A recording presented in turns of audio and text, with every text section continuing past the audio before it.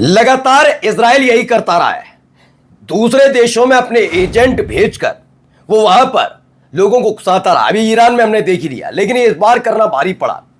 गजा के अंदर जो कुछ हुआ, जी हां गजा, क्योंकि अब तक बात केवल ईरान, अमेरिका, लेबनान, इजराइल इसकी हो रही है और पर्दे के पीछे रहकर इजराइल गजा के अंदर क्या कर रहा था उसका खुलासा हुआ। और उसके बाद धर दबोचा गया नेतन्याहू का लाडला। कौन है ये, कहां कहां से पकड़े गए, क्या कुछ हुआ वहां पर, वो तो दिखाऊंगा ही दिखाऊंगा कि नेतन्याहू की गिरफ्तारी का ऐलान हो चुका है अब। यानी किसी भी वक्त उस आदमी की गिरफ्तारी हो सकती है। किस देश ने यह ऐलान किया और क्या कुछ चीजें निकलकर सामने आई ब्लॉकेड को लेकर, चूंकि अब असमंजस वाली स्थिति ज्यादा है। 21 तारीख हो चुकी है डियर, लेकिन 22 तारीख तक का सीज फायर है टेम्परेरी, लेकिन बातचीत हुई नहीं। सोमवार वाली बातचीत जो होनी थी वो तमाम चीजें। अब इन सब के बीच ईरान ने एक और नया ऐलान किया, जिससे आशंकाओं के बादल और गहरा गए। यानी आने वाले वक्त में जो लग रहा था कि शायद युद्ध थम जाएगा, थमने नहीं जा रहा है। आगे और भी खबरें हैं। नमस्कार, मैं हूं प्राज्वल गौतम और आप देख रहे हैं the live TV. The live TV, सच सबसे आगे। सबसे पहले जरा ये खबर देखिए दोस्तों, यहां क्या हो रहा है।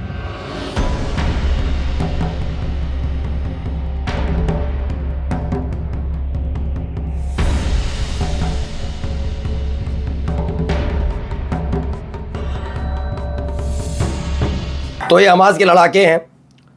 उन्होंने कहा हमास द्वारा ढूंढने के बाद गजा में इजराइल से जुड़े एजेंट मारे गए। ये एक एक करके वहां पर कार्रवाई शुरू हुई है। ये बिल्कुल ईरान वाली तर्ज पर इसलिए भी जरूरी था क्योंकि गजा में इससे पहले मोसाद के एजेंट्स के बारे में जानकारी उतनी नहीं थी, ठीक है ना।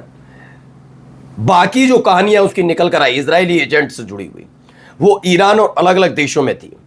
जब वहां और व्यवस्थाएं खराब करने की कोशिश की जा रही थी, उसी वक्त ये सारी चीजें निकलकर सामने आई। अब आइए,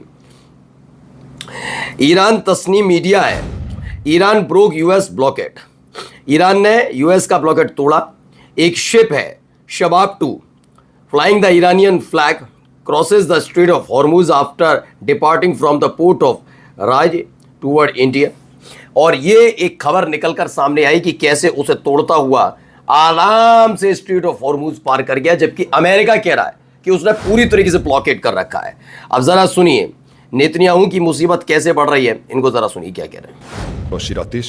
Én világosan fogalmaztam az izraeli miniszterelnöknek is, nem visszalépünk, mert megvizsgálták a kollégáim, és még meg tudjuk állítani a kilépést június 2-áig, hogy a Tisza kormány feltett szándéka, hogy ezt megállítsa, és hogy Magyarország tagja maradjon a Nemzetközi Büntetőbíróságnak. Úgyhogy én azt gondolom, hogy nem árultam semmiben zsákba. तो खबर है, Hungary के निर्वाचित प्रधानमंत्री Peter माजियार ने साफ किया कि वे आईसीसी से बाहर नहीं जाएंगे और इसलिए अगर नेतन्याहू हंगरी आते हैं तो उनको गिरफ्तार किया जाएगा।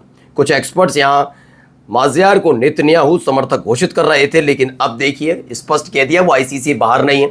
और आईसीसी ने जो वारंट जारी कर रखा है नेतन्याहू के खिलाफ, बिल्कुल उस पर अक्षरांश पालन करेंगे और कार्रवाई होगी। अब देखिए एक और खबर। The Tuska was traveling from China. The Washington Post says it was loaded with dual-use chemicals used to manufacture ballistic missiles. Beijing just got caught doing us dirty, and Trump will make him pay. The Tuska was. तो दावा है Iran का, उसका नाम का ये cargo ship है जो अमेरिकी मिलिट्री की तरफ से, जिसमें केमिकल बढ़ाया है, बस कह रहे हैं chemical from China use to manufacture ballistic missile, उसको सीज कर लिया गया। ये खबर भी निकलकर सामने आई ऐसे वक्त में जब एक खबर निकल कर आई कि कैसे स्ट्रेट ऑफ हॉर्मुज पार कर गया ईरान का एक शिप। तो वहीं दूसरी तरफ एक खबर ये भी है कि अब ये खबर कितनी सही है, क्योंकि चीन और ईरान के बीच का ये शिप, और अगर ऐसा कुछ हुआ है तो ये युद्ध कितना भड़का सकता है। क्योंकि फिर मैं कह रहा हूँ 21 तारीख है, 22 तारीख के बाद एक भी घटनाक्रम बहुत भारी पड़ेगा, छोटे से छोटा भी।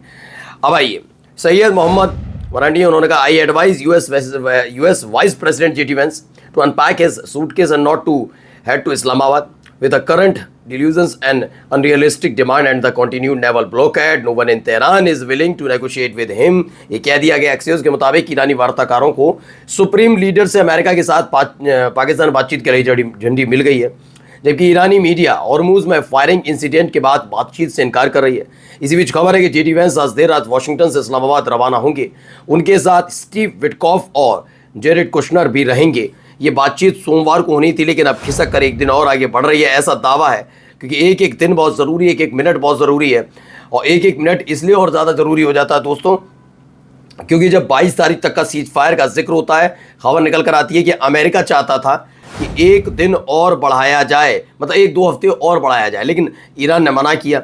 अब देखते हैं सिर्फ 24 घंटे के भीतर क्या कुछ नया होता है, 24 से 48 घंटे के भीतर।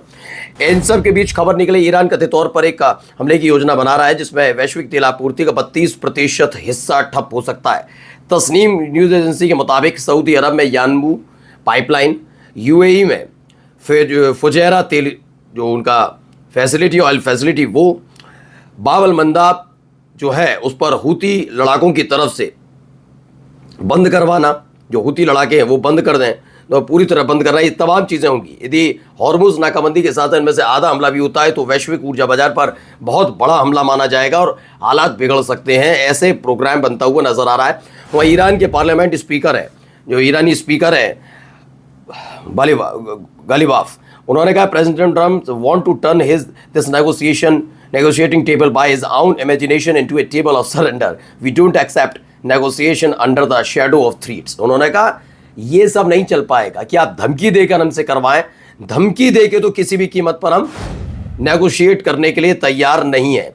यानी नेगोशिएशन होगा उस आधार पर जहां सम्मान आपका भी बचना है तो हमारा भी बचेगा, और जिसने ये पहल की है उसे आगे आकर ये बताना भी पड़ेगा कि सरेंडर नहीं है ये ईरान का, बल्कि ये अपनी तरफ, आपकी तरफ से की गई गुजारिश थी, उस पर ईरान आगे बढ़ा है।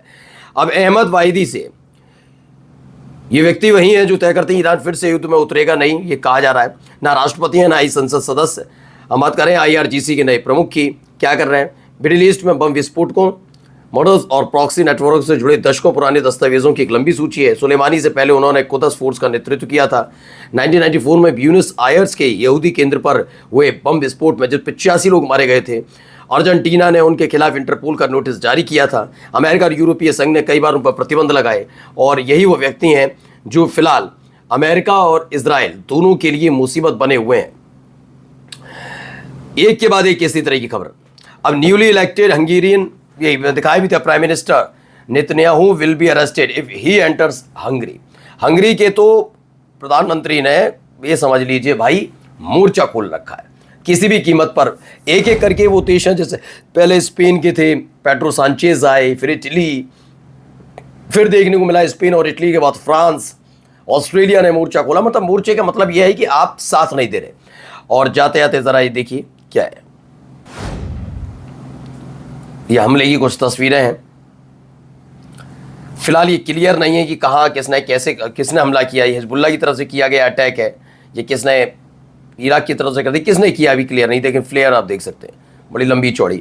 Israeli occupation forces flare over the sky of Beita south of Nablus occupied West bank.